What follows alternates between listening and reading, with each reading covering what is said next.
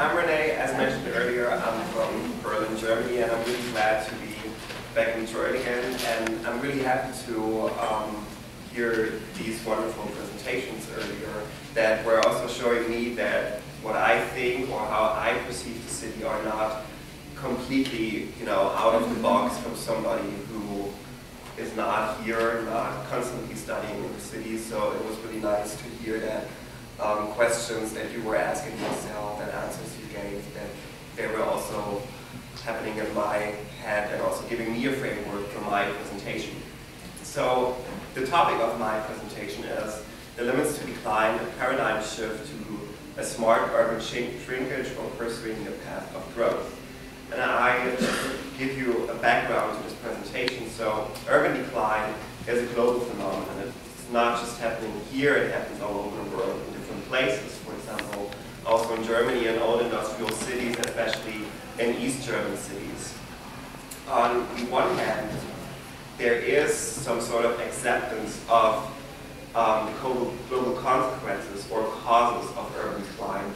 But, and that's also what we're discussing here today, there are local challenges in actually managing urban decline. In the European and especially in the German context, there is a scientific and also political strategy to manage decline by accepting urban decline and by leading the growth path, which means there are several programs also by the state that are trying to help cities to find solutions that are not within the box of creating or generating economic growth, but finding alternative economic solutions to urban decline. But in my presentation, I argue that urban and spatial planning disciplines are liable to growth perspectives and thus failing to develop approaches to organize and plan a consequent decline. So I structured my presentation into following sections. I will just briefly talk about causes of decline, answers to urban decline on 3 different levels, and the future of decline in cities. And then I hope that we will have some time to discuss the content of my presentation. So, causes of decline, just really briefly, because I think most of you are familiar with it. There is structural change, deindustrialization, shift from Fordism to post-Fordism, etc. The second cause in the scholar context is the political transformation, and I'm not just talking about the shift to neoliberal policies, but especially in the European context, I'm talking about the shift from socialism to capitalism. Demographic change, which is, I guess, not so much a big issue in the United States, but it is in Europe, because there is a declining population, aging population, and low birth rates, especially in North European countries like Germany or Scandinavian countries. Another more spatial cause of urban decline is suburbanization, leading to decline of the core city with the growth of the surrounding areas, and which is not so much related to the first 4 events, it's destruction of cities due to natural events. So the first 4 causes are interlinked with each other, and while there is actually in the European, especially in the German context, a huge debate and research on the demographic decline, I focus on the structural change because especially in the Marxist perspective, with the primacy of economy, it's especially the economic transformations that have immense effects on the urban fabric. So, as you know, just briefly, the development from Fordism to post-Fordism resulted in the economic decay of industrial cities, while other cities experienced a physical upgrading and revival of inner cities, and thus new industrial clusters, architectural symbols, etc., also resulting in the privatization of urban space, polarized communities, and new forms of control and surveillance in cities. So there are some cities that do benefit from the restructuring processes of society, economy, and politics, growing cities. But there are also cities that struggle. We were talking about winners and losers earlier. There are also cities that struggle with the consequences of this shift and with the challenge of positioning in the global competition, resulting in an uneven development in cities and off cities, and resulting to decline in cities. So, in my perception of urban decline, or how I would explain urban decline, would say that the spatial distribution of productive capital and the concentration of political, economic, and cultural power in some cities has caused the decline of other cities that have not been able to position themselves in the global competition for capital. We heard earlier theories of Harvey, accumulation prices and stuff like that, so it's very much related to this Marxist perspective on urban development. Due to international division of labor and restructuring of the economy, including a massive relocation of manufacturing jobs from developed to developing countries, cities create temporary or permanent decline in the restructuring process. So the socio-economic changes caused by the process of Fordism and its post-Fordist solutions have modified urban development, urban hierarchies, and the urban system. And urban decline, finally, is a result of these global transformation processes and of the uneven spatial development of immobile capital that is inherent to capitalism. So, in regards to political answers, I will focus on 3 levels. The first level is the supranational level of the European Union. Then I will talk about the German level, and I will present a case study in Germany, finally referring to Detroit. So, in the European Union, there is this tradition that there is, for decades actually, a program, or some sort of program called the Urban Regional Policy. And this aims to strengthen economic and social cohesion by promoting balanced spatial development. And actually for decades, including the funding period from 2000 to 2006, this program was predominantly focused on regions experiencing socioeconomic transformation with a declining population and economic restructuring. And it was specifically important after 1990 with the fall of the Soviet Union. However, since the last founding period from 2007 to 2013, there was for the first time in history the opportunity to financially promote growing regions and to promote regional competitiveness and employment. So it is kind of a paradigm shift that in this EU regional policy, it is possible to financially support growing regions while declining regions are less financially supported. So in the new aims and approaches of the EU regional policy set for the next legislation, the implementation of a maximal impact in the fields of growth and employment is central. So funds are further concentrated in already growing regions while they are declining in declining regions, which basically this quote summarizes very well. Whilst in the passing periods, the focus was to strengthen economic and social cohesion, the promotion of competitiveness gained center stage in the new program period.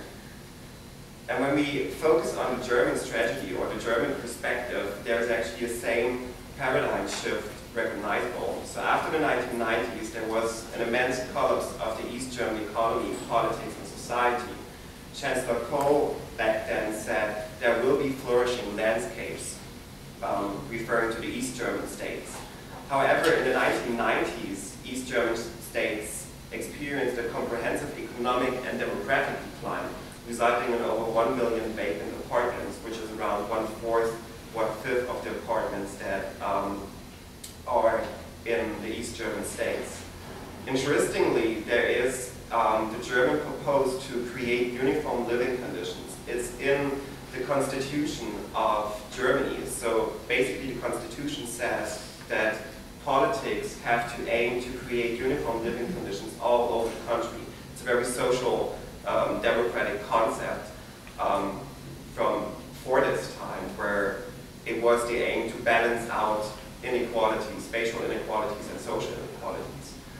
However, since the 2000s, there's a paradigm shift in that, resulting in an acceptance of the decline of East German cities and the uneven development of regions. There was the introduction of the state program, Urban Restructuring East, which basically gave communes, still give communes, fundings and money to restructure cities from the outside to the inside with the aim of strengthening the urban core. So to systematically decline cities. And it also resulted in the fact that cities were forced to develop new perspectives beyond the path of growth. At least that was the aim of the program. And also interestingly, which is also a paradigm shift, is that in the beginning of the 1990s, there are annual reports on the German reunification. And in the beginning of the 1990s, the goal was to develop the East German states on the same level of the West German states. And actually in 2013, this annual report says to develop the East German states on the same level of the economically weakest level of the West German states. So, to conclude this section, Europe's and Germany's acceptance of uneven developments and the concurrency of growth and decline is visible. And also the policies, or the politics, in the passing 20 years very much do adapt to economic trends and the nature of inequality in society, economic and urban development. So disparities are always balanced out, resulting in the fact that declining cities are increasingly responsible for their development. So one case study that I will just briefly present is Bitterfeld, which is a very East German city in the very center of East Germany. And it was the industrial hotspot in the former GDR with coal mines, chemical industry and stuff. And back then it was also called the dirtiest city of Europe because of its pollution due to the industrial sector.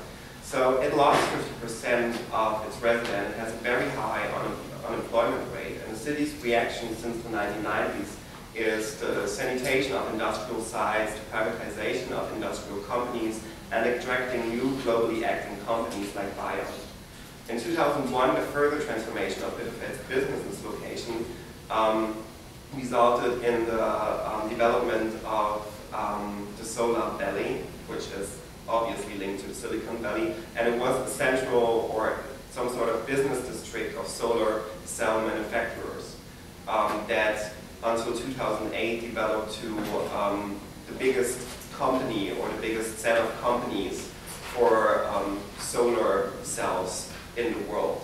However, it collapsed in 2008, leading to the decline of this Solar Valley, and it also represents the vulnerability to crisis and its dependence on the industrial sector that is no longer limited anymore to local operations, but integrated into international business processes. So we see on the left the decline of the Solar Valley, and on the right side we see a picture that is from a radio station in Berlin making fun about Bitterfeld. You could win either a trip to Barbados, which is the win, or you could win a trip to Bitterfeld, which is the industrial dirtiest city of Europe. And Bitterfeld was trying to act against this stigmatization by developing a landscape park to overcome the picture of being an industrial city that attracts 500,000 tourists in 2013, and it also developed to the major engine for the local economy. It also resulted in the development of new urban villas to attract higher income residents, putting pressure on the housing market, because in most German cities there is a customary comparative rent, which means that it's the citywide rent, but if, for example, next to an old building there's the implementation of a new project with luxury housing, then it also affects the rent of the building right next to it, leading to the increase of rent. But the increase in Bitterfeld is not covered by public social support anymore. So I was saying earlier that Bitterfeld has a very high unemployment rate. So it resulted in the fact that socially weak residents are forced to move out. So the combination of urban demolition and the redevelopment of new neighborhoods, economic activity, and also the economic crisis all happen on the expense of the vulnerable strata, the social strata of the city. And I think they're ringing some bells, also referring to Detroit. So there was no political transformation from socialism to capitalism, but there is a financial crisis, economic crisis, housing crisis, etc., automobile crisis, resulting in an insolvency of General Motors. We all know that, bankruptcy and stuff like that are having an immense impact on the organization of urban development, privatization, job cuts, and what is very interesting for me, that Detroit is especially with the role of the state of Michigan, lacks democratically legitimized scope of actions for its development, resulting in what I call an urban incapacity. So, and also increasing dependencies to private investments and interests. So, finally, the promotion of a rebirth of Detroit, the housing crisis, decreasing land costs, the privatization of public services, and the sale of properties formerly owned by the city have resulted in land speculation, change of ownership structures, and punctual investments. Quote here, newspaper article, Gilbert owns downtown, or Gilbert is the new Ford. So private investors pursue Detroit's urban development, acting within the logic of the capitalist economic system by trying to generate a new economic growth. And I think this quote by Kishore really sums it up. This is the real phase of the Detroit bankruptcy. While the media and the political establishment proclaim the revival of Detroit, what is taking place is the wholesale theft of public resources and the pensions and benefits of city workers and their families. And also this quote by this very interesting website, Why Don't We Own This City? Maybe you know it, argue that we are living in an occupied city. The municipality of Detroit is facing fiscal insolvency, while at the same time the economy is experiencing a degree of revitalization. Investors often see crises as opportunities that allow them to reorganize institutional resources and to pick up assets at bargain prices. And I took this picture in 2010, and we were talking earlier about Mexico and colonization, and I think it's very interesting that this, our new hometown, in my perception, actually says a lot on how investors tend to see cities, and especially the city of Detroit. So, to conclude, I'll be done in a couple of seconds. There is this picture of declining cities, and it's the same picture in Bitterfeld and in other cities in Germany or East Germany of the phoenixes out of the ashes that are coming back after a certain time of crisis, you know, having power again, etc. I think it's more phoenixes in the ashes, showing the contradiction between accepting decline and generating growth that result in the end in the acceptance of decline to generate growth. So both cities, Bitterfeld and Detroit, have not left the path of growth, but they are styled as these phoenixes rising from the ashes. Urban decline is a phenomenon that is inherent to radical political economic system, which is based on competition and profit making.